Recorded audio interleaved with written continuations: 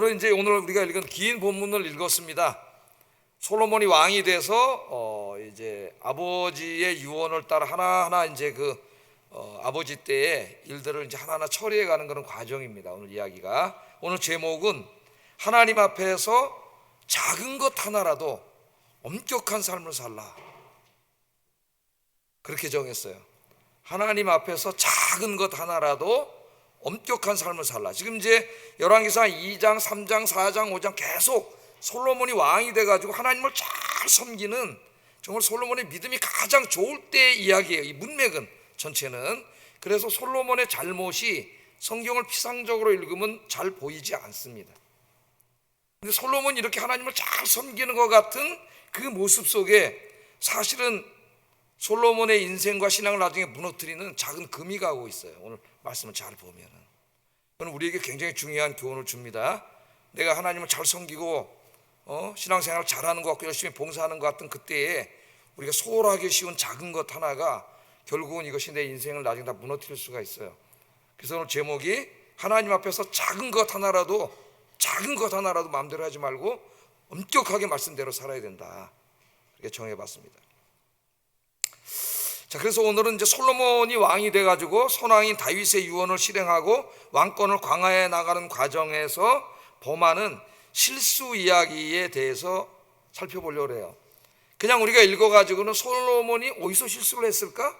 나오지 않아요. 왜냐하면 솔로몬이 한 모든 행동에 대해서 오늘 열왕기상 2장에서는 어떤 도덕적이고 영적인 평가를 전혀 하지 않습니다. 그냥 읽어가지고는 잘 보이지가 않아요. 그래서 하늘을 한번 좀 찾아보려고 하는데, 그래서 우리는 항상 하나님의 말씀에 비추어서 자기 자신에 대해서 굉장히 엄격해져야 돼요. 우리는 보통 어떻게 합니까? 남에 대해서는 엄격하죠.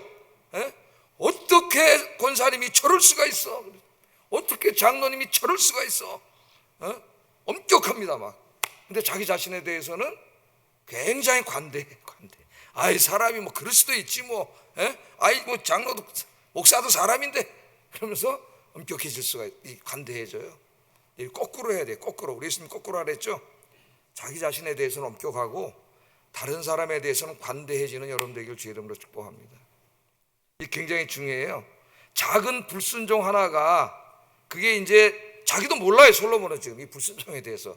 그런데 그것이 점점 이제 이 사람의 인생을 무너뜨리는 것으로 커져요.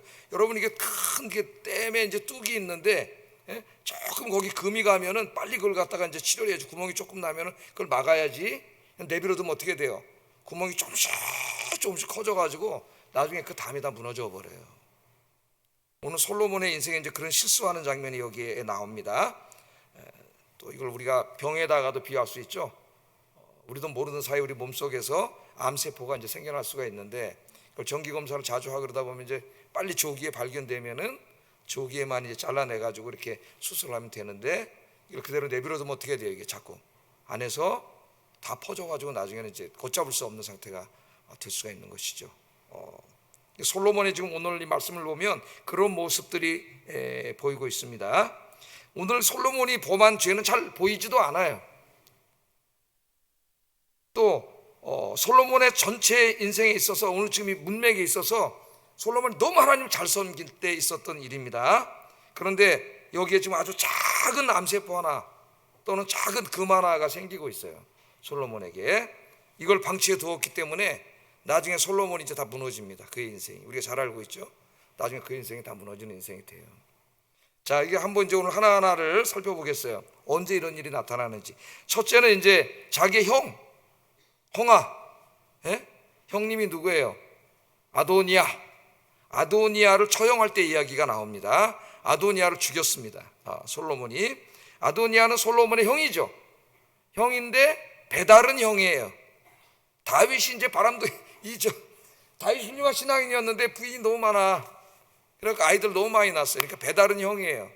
이미 공부한 것처럼 아버지가 이제 늙어서 어떤 이제 왕위에 대한 고명을 내리지 않으니까 자기가 스스로 왕이 된 왕자의 난을 익혔다가 이제 아버지에게서 쫓겨나게 되고 솔로몬이 왕이 되지 않았습니까? 이 아도니아를 어떻게 할 것이냐. 우리나라 역사에 보면 어떻게 해요? 죽는 거지, 그는. 그래서 죽을 수밖에 없는 건데, 다윗이 이제 이 사람은 이렇게 해라 저 사람은 이렇게 해라 다 얘기를 했지만은 아도니아에 대해서는 얘기하지 않았어요. 반란을 일으켰기 때문에 당연히 죽여야 되는데 다윗이 보면 누구야? 자기 아들이잖아요, 아들. 옛날에 그 압살롬이 반란을 일으켰을 때도 다윗이 요압에게 뭘 부탁했어요? 압살롬을 살려달라, 죽이지 말라 그랬죠. 죽이지 말라고. 자기 자식이기 때문에 이 가타부타 말을 하지 않았습니다. 그리고 그냥 다윗이 죽었기 때문에 솔로몬이 참 아버지를 봐서 이복형인 아도니아를 죽일 수는 없었어요. 그래서 용서하고 그냥 살려줬습니다. 살려줘서 살게 했는데 오늘 이제 본문에 보면 아도니아가 어느 날 솔로몬의 엄마인 바세바를 찾아와요. 찾아와가지고 엉뚱한 부탁을 합니다. 당신 원래 이게 내 왕권이 내 거였는데 하나님 뜻에 따라 당신 아들에게 간 거 아닙니까? 솔로몬에게 이렇게 얘기하면서 나 부탁 하나만 좀 들어주세요 그래요. 그 어떻게 보면은 바세바가 친엄마는 아니지만은 자기 아버지의 부인이니까 엄마는 엄마죠. 어떻게 보면은 가짜 엄마죠. 가짜 엄마. 엄마일 수 있어요. 그러니까 바세바가 들어주겠다 그럽니다. 그랬더니 엉뚱한 부탁을 하는데 뭐냐면은 자기 아버지 다윗이 이제 죽기 전에 마지막으로 첩으로 들어온 젊은 여성이 있었죠. 누구예요? 아비삭이잖아. 아비삭. 아름다운 여성. 근데 다윗이 뭐 이렇게 더 이상 어떻게 할 수 있는 관계는 아니었습니다. 그냥 왕으로만 들어왔지만은 그 아비삭을 자기에게 줘서 아내로 삼게 해달라는 거예요. 그걸 솔로몬에게 좀 부탁, 말 좀 해달라는 겁니다. 말 좀 해달라고. 그 내용 15절 17절에 보면은 이렇게 나오죠. 그가 이르되 당신도 아시는 바이거니와 이 왕위는 내 것이었고 온 이스라엘은 다 내 얼굴을 내게로 향하여 왕으로 삼으려 하였는데 그 왕권이 돌아가 내 아우의 것이 되었음은 여호와께로 말미암음입니다. 이제 내가 한 가지 소원을 당신에게 구하오니 내 청을 거절하지 마옵소서. 바세바가 이르되 말하라. 그가 이르되 청하건대 솔로몬 왕에게 말씀하여 그가 수넴 여자 아비삭을 내게 주어 아내를 삼게 하소서. 왕이 당신의 청을 거절하지 아니하리다. 직접 그걸 말하지 못하니까 바세바한테 부탁을 한 거죠. 그 엄마의 말, 솔로몬이 효자이기 때문에 엄마가 얘기하면 들어줄 거다. 그래가지고 부탁을 한 거예요. 근데 누구예요? 자기 아버지 첩으로 들어온 거야. 근데 그 자기 아내로 되려고 그러는 이 참 정신 나간 놈도 아니고 이런 부탁을 합니다. 자, 왜 아도니아가 이 부탁을 했을까? 이제 주석도를 읽으면은 오늘 2장에 대한 도덕적 평가를 성경이 하지 않고 있기 때문에 다양한 이야기들을 해요. 주석가들이 다양한 이야기들을 합니다. 그래서 상당수의 학자들은 솔로몬과 바세바 이런 사람들 굉장히 미화시키려고 그래요. 자꾸 그들의 잘못을 없다고 하는 쪽에서 자꾸 이걸 해석을 하려고 그러는데 잘못된 해석이라고 보여져요. 제가 볼 때는. 자, 아도니아가 다윗의 자기 아버지의 첩인 아비삭을 왜 아내로 달라 그랬을까? 그러니까 사람들이 생각하기에 고대 사회 관습 중에 하나가 어떤 나라끼리 전쟁을 하면은 그 나라를 점령하잖아요. 그럼 그때 처음으로 하는 행사가 뭐냐면 그 왕의 부인과 첩들을 자기 부인으로 삼는 거예요. 정복한 왕이. 그러면 그게 뭘 상징해요? 내가 이제 이 나라의 왕이다. 그걸 상징하는 상징적인 행동이 그 자기가 패배시킨 왕의 그 부인과 첩들을 자기 아내로 삼는 거예요. 이제 그런 관점에서 했을 것이다. 그렇게 쓰는 주석이 있는데 참 내가 볼 때는 너무 나이브한 주석이다. 나이브한 주석이다. 그런 생각이 듭니다. 자, 그럴 수 있는 처지도 아니고요, 지금. 그렇게 했다가는 진짜 죽는데 그런 걸 했을 리가 없어요. 제가 볼 때는 이 아도니아는 왜 아도니아가 한 이 일을 성경에 기록했냐면 아도니아는 이처럼 왕이 될 수 있는 그런 어떠한 그 자격도 갖추지 못한 자라는 걸 보여주는 거예요. 아마 제가 볼 때는 진짜 사랑했던 것 같습니다. 아버지가 뭐 마지막에 첩이라고 데려왔지만은 나이가 훨씬 자기보다 어리고 굉장히 이쁘고 아름다운 여성이니까 자기가 반해버린 것 같아요. 그 여성이. 근데 아버지하고 뭐 특별히 몸을 섞은 것도 아니고 그러니까는 그래서 자기가 너무 이뻐가지고 아내로 삼으려고 그런 것 같아요. 그러니까 그럴 수 있는 일이 아니잖아요. 그러니까 어떻게 보면 이 아도니아는 권력에만 눈이 멀었지 뭔가 이 사리구변이 잘 안 되는 사람이고 열왕기서는 아도니아 이런 행동을 기록함으로써 이 사람은 왕감이 아니라는 걸 보여주려고 한 것 같아요. 제가 볼 때는. 자, 그런데 그 다음에 이제 이 바세바의 행동이 아주 참 그렇습니다. 자, 바세바 이렇게 많은 주석들은 또 바세바를 미화시켜가지고 바세바는 굉장히 순수하고 순박하고 그래서 그도 자기 아들이면 또 아들이잖아요. 그러니까 그렇게 해주려고 했더니 뭐 이렇게 해석을 하는 책들이 있어요. 그 말도 되지도 않는 소리예요. 밧세바는요, 그래서 순박한 여성이 아니에요, 여러분. 밧세바가 어떻게 해서 다윗의 부인이 됐는지 여러분 잘 알고 계시잖아요. 또 이 아도니아가 지금 왕자의 난을 일으켰을 때에도 나단과 같이 힘을 합쳐가지고 다윗을 찾아가서 이것을 자기 아들에게 돌려주도록 돌린 여자입니다. 굉장히 정치적으로 지혜롭고 그런 여성이에요. 밧세바는 그런 여자가 아니에요. 그럼 밧세바가 왜 이걸 갖다가 지금 솔로몬한테 가가지고 그것도 간청하듯이 얘기했을까? 주석가들이 이제 이런저런 얘기들을 많이 해요. 근데 왜 했을까? 여러분 왜 했을 것 같아요? 밧세바는 굉장히 영리한 여자예요. 다윗의 자기 아버지인데 왕이잖아요. 전 왕의 부인을 자기가 아내로 삼겠다고 하는 행동은 자칫 잘못하면 자기가 왕이 되겠다고 하는 행동으로 오해받을 수 있는 일입니다. 모든 그 문화가 그렇기 때문에. 그럼 그렇게 되면 어떻게 될까요? 그는 살 수 없어요. 그래서 밧세바는 뭐 성경에 이렇게 나오지는 않습니다만 모든 정황을 볼 때 이 아도니아로 죽여야 되는데 솔로몬이 그 불씨가 될 수가 있거든요. 이게 반란에. 아버지가 유언을 하지 않았기 때문에 죽이지 않는 거죠. 그러니까 어쩔 수가 없이 그냥 저게 불씨가 될 수 있는데 그렇게 생각을 하지 않았나라는 생각이 들어요. 그런데 어느 날 자기한테 딱 찾아와서 이 얘기를 하니까 이놈 잘 됐다. 죽일 수 있는 저로 얘기해. 그래서 시침 뚝 떼고 솔로몬한테 가가지고 진짜 간청하는 것처럼 얘기를 하니까 이 밧세바는 알고 있는 거죠. 그렇게 해서는 이제 이는 죽일 수밖에 없는 거예요. 그래서 죽여버린 거죠. 폴 하우스라고 하는 그 열왕기서의 큰 주석을 쓴 사람이 그렇게 해석을 하는데 저는 그 해석에 동의를 해요. 동의를 합니다. 그러니까 굉장히 정치적으로, 그 사람들이 정치적인 사람은 너무나고 교묘해서 일반 착한 사람은 이게 감당할 수 없어요. 이런 사람들은 교묘하게 죽이는 거죠. 자, 그럼 솔로몬은 왜 죽였을까? 솔로몬을 미화시키는 주석들 읽어보면 솔로몬이 그렇게 함으로써 부당하게 또 다시 왕이 되려고 하는 자를 다 죽이고 왕권을 강화해서 하나님 나라를 아름답게 꾸미고 있습니다. 뭐 이렇게 쓰는 주석이 있는데 그건 너무 나이브한 주석이라는 생각이 들어요. 자, 솔로몬도 알고 있습니다. 저 불씨잖아요. 또 친형도 아니야. 배다른 형제예요. 죽여야 되는데 아버지가 죽이란 말 하지 않았기 때문에 참 아버지를 봐서 못 죽이고 있었는데 지금 와서 딱 어떻게 돼요? 부인을 달라니까 내가 왕이 되겠다고 하는 것으로 해석을 해도 아무도 여기에 대해서 누가 다르게 생각할 사람이 없어, 신하들이. 그래서 이것을 기하로 해가지고 자기 형을 죽이는 거죠. 그래서 이 말씀을 이렇게 보면은 솔로몬은 이때까지도 흠이 없는 사람이었습니다. 모든 부분에 하나님을 잘 섬기고 신뢰한 그런 사람들이었지만은 조금씩 신앙적이라기보다는 정치적인 모습이 보여져요. 아주 조금씩. 근데 이것이 나중에 이 사람의 인생을 다 이제 이렇게 무너뜨리게 되는데 조금 보여지는 거예요. 신앙적인 것보다는 정치적인 것으로 이렇게 보여집니다. 우리나라에도 비슷한 게 있었어요. 제가 고등학교 다닐 때 독일어를 우리 공부했는데 어떤 독일어 선생님이 독일어 공부하다 애들이 좋으니까 하다가 한 20분, 30분밖에 안 해, 수업은. 20분 동안은 조선의 야사를 해줘요. 재밌는 조선의 야사를. 그래서 저는 어렸을 때는 우리 어머니가 조선의 야사를 이야기해 주시고 또 학교에서는 그 선생님이 독일어 시간에 이렇게 해 주셨어요. 독일어 이 조선 야사를. 다음 내가 이제 나중에는 제 방에 가면 조선 왕들의 책이 이만큼 있어요. 제가 궁금해서 하다가 다 읽어봤어요. 그 우리나라에 이제 그 성종 있죠. 성종대왕 태종, 태세, 문단, 세예, 성종이 있어요. 성종이라는 왕이 있는데 성종의 형이 있죠. 형이 누구예요? 월산대군이죠. 월산대군. 형이 있는데 성종이 왕이 된 거예요. 그래서 그걸로 우리가 좀 살펴보면은 이 세조 있지 않습니까? 세조는 원래 이제 세종의 아들이었는데 그냥 대군이었죠. 근데 이제 한 명의 일당가 짜가지고 계유정난을 일으켰어요. 계유난의 정난을 일으켜서 왕이 됩니다. 단종을 조카를 죽이고.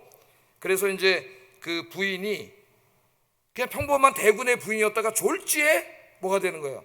왕비가 되는 거죠. 졸지에 출세를 한 거예요. 그게 이제 그 유명한 정의왕후입니다. 왕후는 정의왕후로 해요. 그래서 두 사람이 이제 아이가 둘 있는데 하나는 덕종. 나중에 이제 왕이 되지는 않았어요. 이 사람 세조 때 죽었기 때문에 나중에 추존을 해서 덕종이 됐고 이제 둘째 아들이 우리가 알고 있는 예종이 왕이 된 거죠. 예종이 왕이 됐어요. 근데 덕종의 부인이 그 유명한 인수대비예요. 텔레비전 많이 나오죠, 텔레비전에. 인수대비. 왕비가 될 판인데 남편이 세자 때 죽어가지고 이게 뭐야?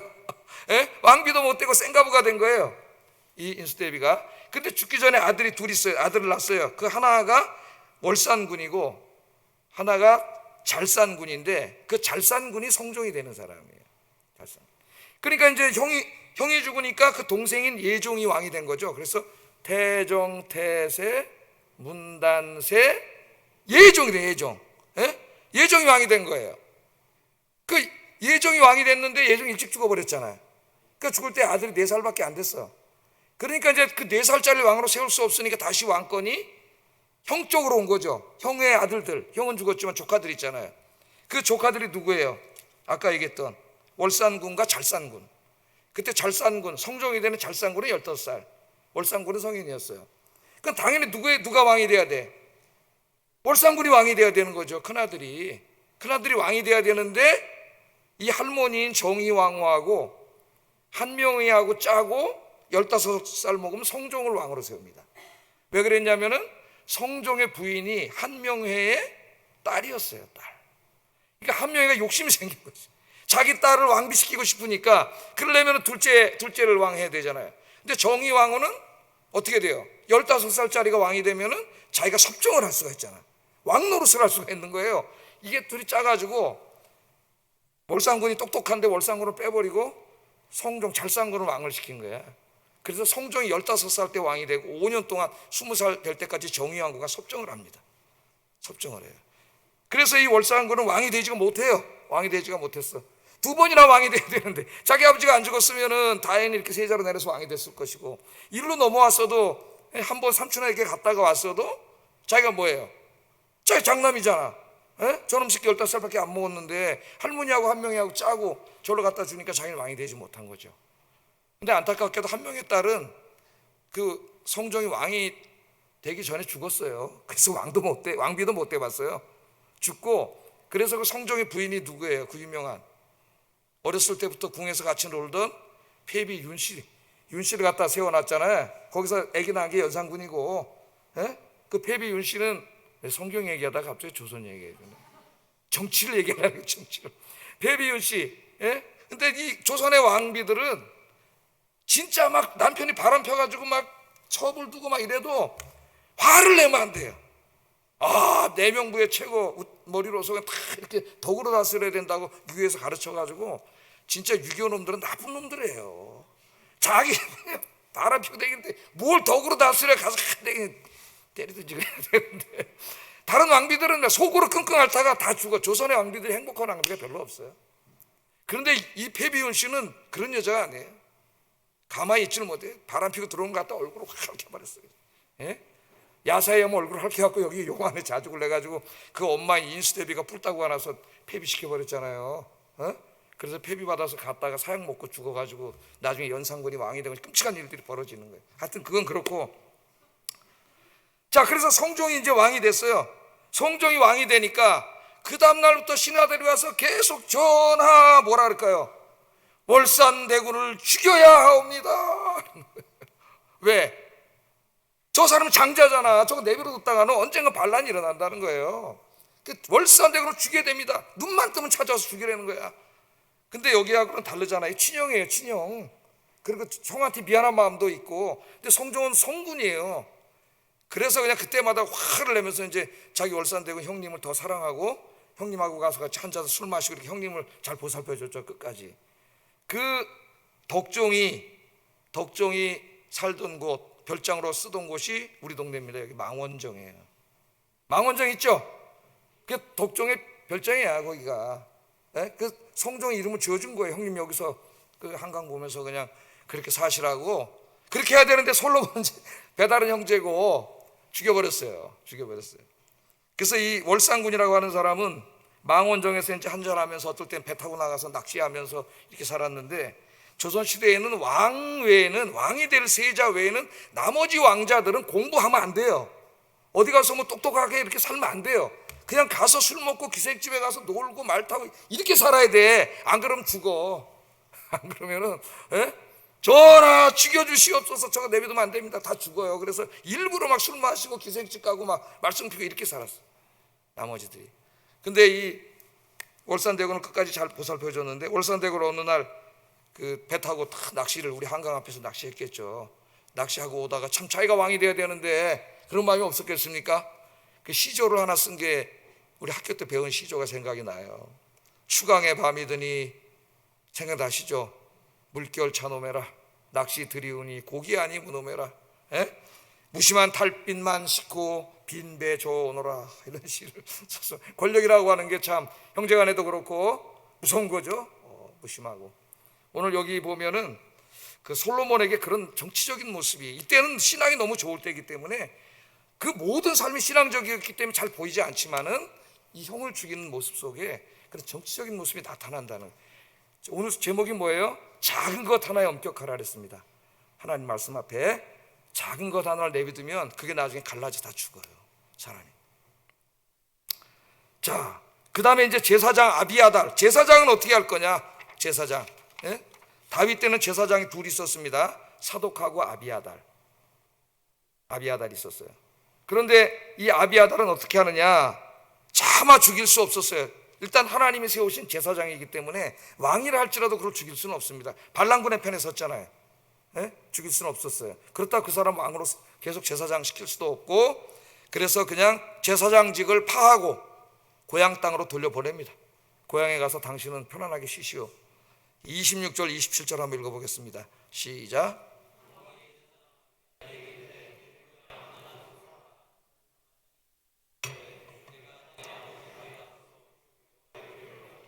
또 내 아버지가 모든 환난을 받을 때에 너도 환난을 받았은즉 내가 오늘 너를 죽이지 아니하노라 하고 아비아들을 쫓아내어 여호와의 제사장 직분을 파면하니 여호와께서 실로에서 엘리의 집에 대하여 하신 말씀을 응하게 함이더라. 이 마지막 말씀은 뭐냐면은 이 아비아달은 엘리 제사장의 후손이에요. 원래 사무엘 때 제사장이 누구였어요? 엘리였죠, 엘리. 그런데 그 엘리 가문이 하나님 앞에 타락해가지고 심판을 받으면서 네 자손들은 다 이제 제사장이 되지 못한다는 심판을 받는데, 오늘 이제 아비아달이 쫓겨나면서 그 말씀이 이루어졌다는 얘기입니다. 그 말씀이 이루어졌다. 그래서 이제부터는 엘리의 후손들은 제사장이 되지 못하고 그 제사장의 가문이 어디로 넘어갔어요? 사독 가문으로 넘어가게 돼요, 이 솔로몬 때부터. 그래서 아비아달은 자기 고향 땅인 아나돗에 가서 살았는데, 훗날 아나돗에서 누가 나와요? 이 자손들 중에서 예레미야라고 하는 선지자가 나오게 돼요. 선지자가. 예레미야에 대한 자세한 건 이제 홈페이지에 들어가면 예레미야서 강의 쫙 해놨으니까 한번 가서 읽어보면서 공부를 해보세요. 자, 이것은 제가 솔로몬답게 정말 지혜롭게 잘 처리했다고 그렇게 생각이 됩니다. 그는 반란군의 편에 섰지만 아버지 때에 괴를 같이 맺던 하나님이 세우신 제사장이었어요. 자기가 죽이고 말고 할 수 있는 사람은 아니에요. 그렇다고 반란군에 선 사람을 계속 제사장이 하게 할 수도 없습니다. 그래서 제사장 직만 파면해서 고향 땅에 가서 편하게 살도록 배려를 해줬어요. 그러니까 그것은 굉장히 지혜롭게 솔로몬답게 행동했다. 그러니까 이렇게 여러분들이 살면은 야, 참 그리스도인답게 살았다, 이게 칭찬받는 거죠. 하나님 앞에 용서하고 하나님 말씀대로. 죽일 수도 있지만은 하나님의 사람인데 그건 하나님께 맡겨야죠. 그렇게 행동한 것은 참 하나님의 자손답게, 솔로몬답게 행동했다, 이렇게 보여집니다. 근데 이제 마지막에 솔로몬의 잘못이 더 이렇게 조금 더 윤곽이 나타나는 것이 요압을 죽일 때. 요압은 다윗이 어떻게 유언했어요? 죽이라 그랬죠. 지난 시간에 공부했잖아요. 요압은 사사로이는 다윗의 누이의 아들입니다. 그러니까 조카예요, 조카. 친조카예요. 누이의 아들이니까 조카죠. 조카고 자기 평생 동안 옛날에 사울에게 쫓겨다닐 때부터 평생 생사를 같이 했던 전우예요, 또 전우. 근데 지난번에 다윗이 얘기했듯이 다윗 말을 어기고 지 멋대로 행동한 게 여러 번 있어요. 사람들도 막 죽이고, 심지어는 압살롬 아들까지 죽였잖아요.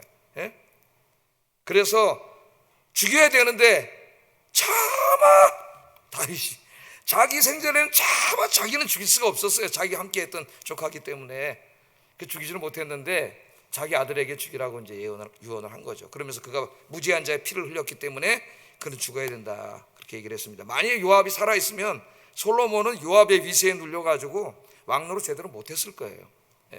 그래서 이제 요압을 죽이는 얘기가 나옵니다. 요때 보면 이제 솔로몬의 잘못이 조금 이렇게 보여집니다. 자, 솔로몬은 즉시로 분하야를 보내서 요압을 쳐 죽이도록 명령을 했습니다. 그런데 분하야가 요압을 죽이러 갔다가 보니까 요압이 성전 제단에 들어가가지고 제단불을 잡고 안 나오는 거예요. 예? 그 제단불을 잡고 있을 때는 죽일 수가 없었어요. 자, 28절 29절 한번 읽어보겠습니다. 시작.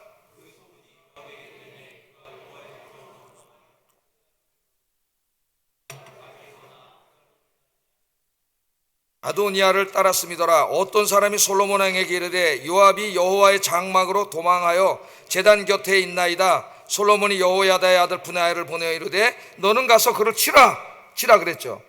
출애굽기 21장 13절을 보면은 하나님께서는 살인자를 제외한 모든 사람들이 제단으로 도피하여 도피처를 삼을 수 있도록 했습니다. 살인자는 제외하고. 그러니까 제단은 목숨이 위태로운 자들을 위한 도피처로 하나님이 만들어 놨어요. 피난처로. 그 누구도 제단으로 피한 사람은 죽일 수 없었습니다. 율법에 의하면은.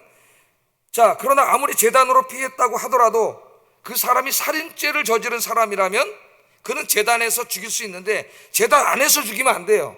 살인죄를 지은 사람이라도 그를 끄집어내야 돼. 제단 밖으로, 성전 밖으로 끄집어내서 처형하라고 말씀하셨어요. 출애굽기 21장 13절 14절 한번 읽어보겠습니다. 시작.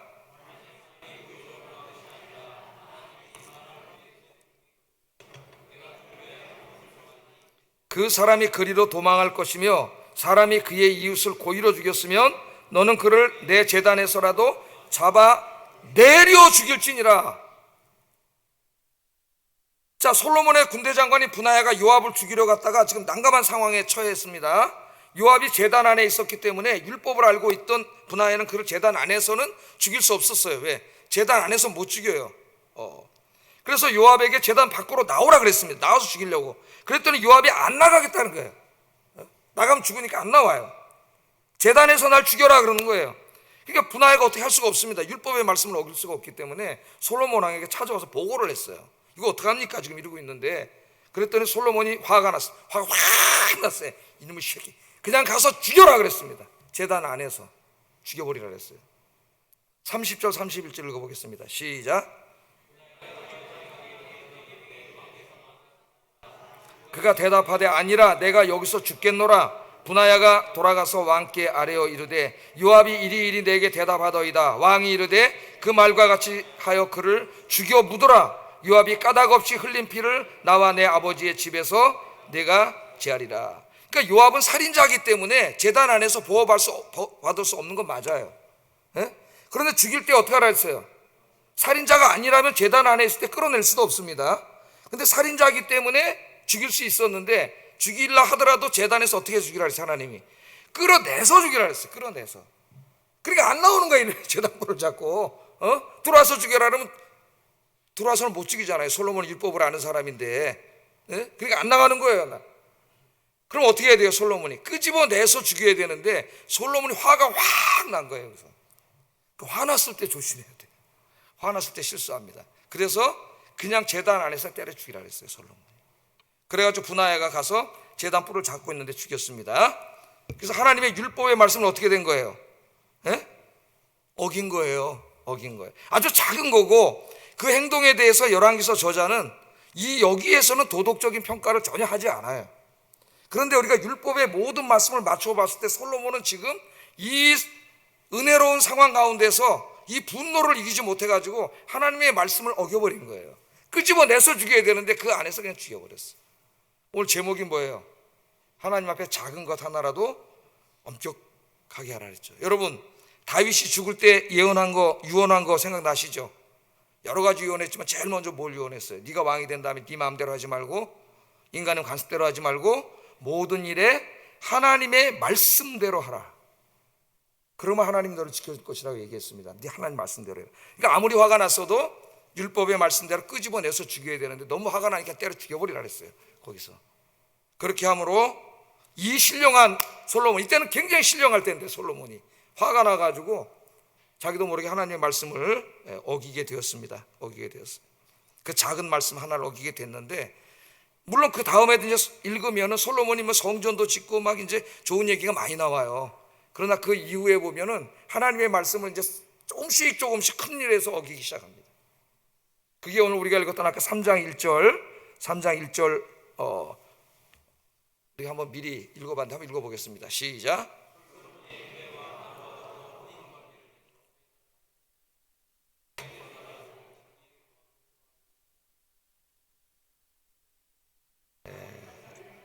또 어떤 주석을 읽어보면은 이런 거를 막 또 무슨 솔로몬이 복을 받은 거라고 막 이거 엉터리 해석하는 이런 주석들이 있어요.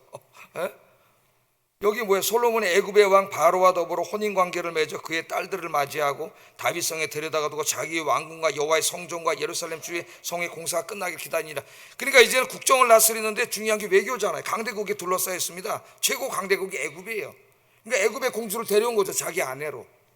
이렇게 하면서 조금씩 이 솔로몬이 하나님을 아주 잘 믿고 있을 때예요. 이때는. 그러나 정치 또는 어떤 아까 그런 자기의 분노 이런 걸 조절하지 못해서 조금씩 그의 신앙에 금이 가고 있어요. 그걸 알아차리지 못하는데, 자, 대단불에서 때려 죽이라 그럴 때 거기 나단 선지자가 분명히 있었습니다. 그런데 말리지 않았어요. 그 나단도 잘못이에요. 선지자 그걸 못하게 했어야 되는데, 전하 그렇게 하면 안 됩니다. 아무리 화가 나셔도 율법의 말씀대로 끄집어내서 죽여야 됩니다. 이래야 되는데 막지를 못했어요. 여기 지금 애굽의 공주를 데려올 때도 막지를 않습니다. 그래서 솔로몬이 지금 보면은 작은 것 하나하나에서 조금씩 하나님을 전적으로 의지하고 말씀에 순종하기보다는 어떤 부분에서, 대부분은 그렇게 하고 있지만 지금 한 95%를 그렇게 하고 있지만 아주 작은 부분 한두 군데에서 금이 가고 있다는 거예요. 결국 이런 불신앙의 작은 암세포 금이 이제 점점 더 큰 일로 번지게 됩니다. 작은 것 하나를 어긴 사람은 나중에 어떤 일도 어길 수가 있어요. 그래서 이제 점점 이런 대외 정책을 펴서 각 나라의 공주들 다 데려오기 시작하고 솔로몬이 점점 무너져가지고 나중에 막 반란이 일어나고 솔로몬 죽은 다음에 이제 이 나라가 둘로 갈라지게 되죠. 북이스라엘과 남유다로 갈라지게 돼요. 그래서 오늘 이제 설교를 마치면서 오늘 여기 중요한 게 뭐예요? 작은 것 하나를 엄격하게 봐야 되는, 자기 인생에 있어서 하나님 말씀을 다 묵상해 보면서 아주 작은 것 하나 그냥 소홀히 여기지 마시고 작은 것 하나에도 자기에게 엄격하게 말씀대로 사시는 우리 아연께 성도님들 되시기를 주의 이름으로 축복합니다. 만약 금이 간 부분이 있다면은 빨리 회개하고 하나님 바로 돌아와야 돼요. 한 군데 금이 간 걸 내비두면 계속 금이 가서 나중에 다 깨지고 뚝이 무너져 버려요. 예? 마귀가 글로 계속 파고듭니다. 여러분 늘 진실하게 경건하게 말씀대로 사시고 말씀을 읽으면서 묵상하고 듣고 배우면서 작은 것 하나까지 엄격하게 말씀대로 사시는 우리 아연께 성도님들 되시기를 주의 이름으로 축복합니다. 기도하겠습니다. 자, 두 가지를 기도하겠어요. 나의 삶의 모든 부분에서 어떤 일을 생각하고 결정하고 행동할 때 항상 하나님의 말씀에 순종하게 하소서. 두 번째, 나의 삶의 모든 부분을 하나님의 말씀으로 비추어 보게 하시고 아주 작은 것 하나라도 엄격하게 불순종하지 않게 하소서. 기도하겠습니다.